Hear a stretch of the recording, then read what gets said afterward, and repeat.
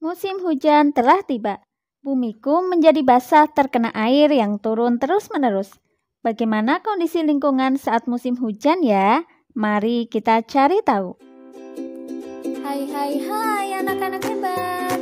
Ketemu lagi dengan Umumba.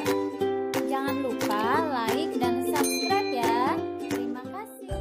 Assalamualaikum warahmatullahi wabarakatuh anak-anak hebat. Anak-anak, hari ini kita akan mempelajari tema 8, subtema 1, pembelajaran yang kelima.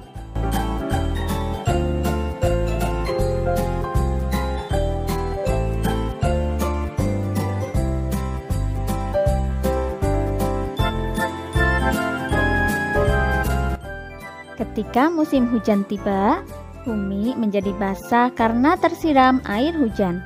Banyak tanaman mulai tumbuh, pohon-pohon yang layu karena kekurangan air tampak segar kembali. Para petani mulai menanam padi di sawah. Cuaca yang semula panas menjadi sejuk. Musim hujan selalu dinantikan oleh banyak orang.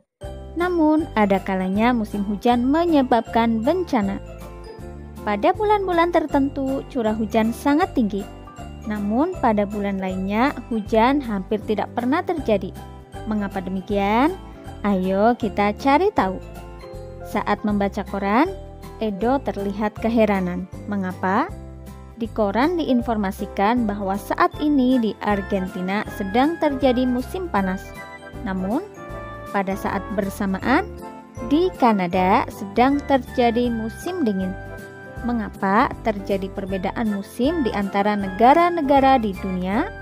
Mari kita amati gambar berikut. Dari gambar tersebut dapat dijelaskan hal-hal berikut ini. Yang pertama, bumi membuat sebuah jalur atau orbit berbentuk elips saat mengelilingi matahari yang disebut revolusi. Yang kedua, jalur atau orbit ini ditempuh dalam waktu 1 tahun untuk 1 kali putaran. Yang ketiga, selama setahun, belahan bumi utara dan belahan bumi selatan secara bergantian menghadap dan membelakangi matahari, sehingga terjadi perbedaan musim. Yang keempat, akibat revolusi bumi terhadap matahari, negara yang berada di belahan bumi utara dan selatan setiap 3 bulan sekali mengalami perubahan musim. Kanada terletak di belahan bumi utara. Sebaliknya, Argentina terletak di belahan bumi selatan. Pada saat matahari memanasi bumi bagian selatan, Argentina mengalami musim panas. Sebaliknya, negara yang terletak di belahan bumi utara seperti Kanada mengalami musim dingin. Nah, anak-anak, berdasarkan gambar tadi dan peta dunia yang kalian miliki, lengkapi tabel musim berikut ini, yaitu musim di wilayah belahan bumi utara dan belahan bumi selatan.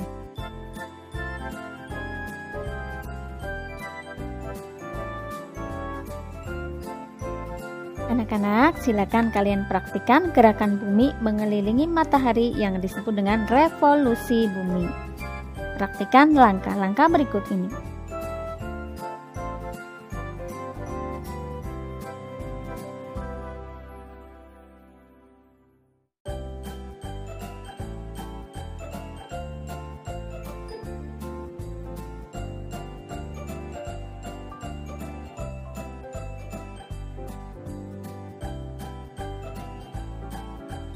Anak-anak hebat, ketika belahan bumi utara mengalami puncak musim panas, tempat-tempat di dekat kutub utara condong ke matahari sehingga hampir sepanjang hari terang. Sebaliknya, daerah-daerah dekat kutub selatan saat itu dalam keadaan gelap. Revolusi bumi menyebabkan matahari tampak bergeser ke arah belahan bumi utara dan selatan. Padahal sesungguhnya matahari tidak bergerak. Peristiwa ini disebut sebagai gerak semu tahunan matahari. Menjadi reporter. Apakah kamu tahu yang disebut reporter? Reporter adalah orang yang bertugas meliput berita di lapangan dan melaporkannya kepada publik. Laporan dapat berbentuk tulisan untuk media cetak. Laporan juga dapat berbentuk lisan yang disampaikan melalui media elektronik seperti radio dan televisi. Dalam kegiatan ini, kamu akan bermain peran menjadi reporter cilik. Carilah informasi dari berbagai sumber tentang gerak revolusi bumi dan dampaknya. Sajikan informasi yang kamu temukan dalam format 5 finger fact seperti gambar berikut. Temukan 5 informasi penting mengenai gerak revolusi bumi dan dampaknya. Tuliskan informasi yang kamu temukan di tiap gambar jari.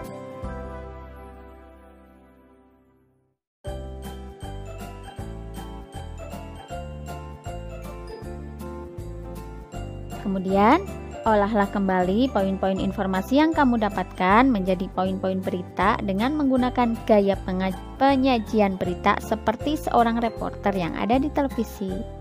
Contoh, naskah reportase tentang gerak revolusi bumi dan dampaknya. Kemudian, presentasikan naskah reportasemu melalui video dan dikirimkan ke guru kelas masing-masing. Kemudian, selanjutnya, buatlah rangkuman tentang gerak revolusi bumi dan dampaknya.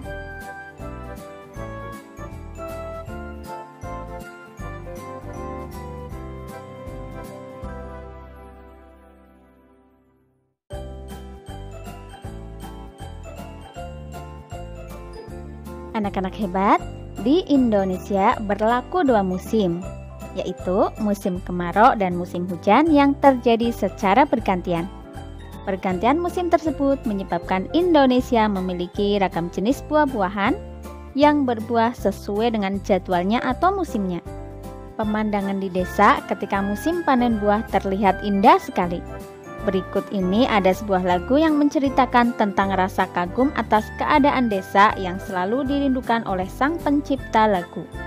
Lagu Desaku Yang Kucinta, ciptaan El Manik, dengan tempo moderato atau sedang, irama 6/8.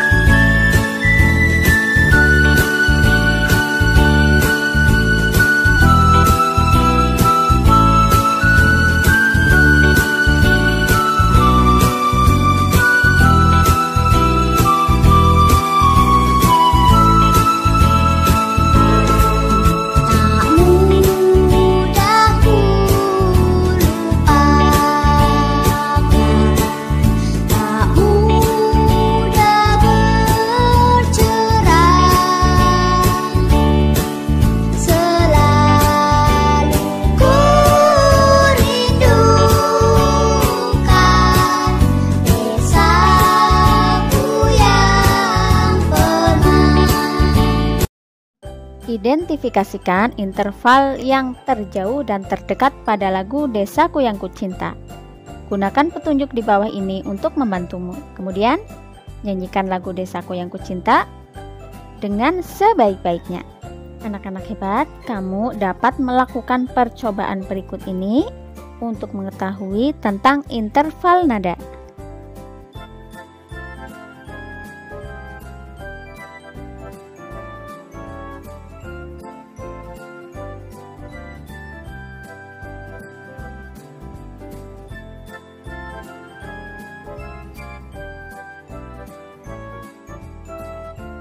Anak-anak hebat, demikian tadi pembelajaran kita untuk hari ini. Semoga menjadi ilmu yang bermanfaat. Wassalamualaikum warahmatullahi wabarakatuh.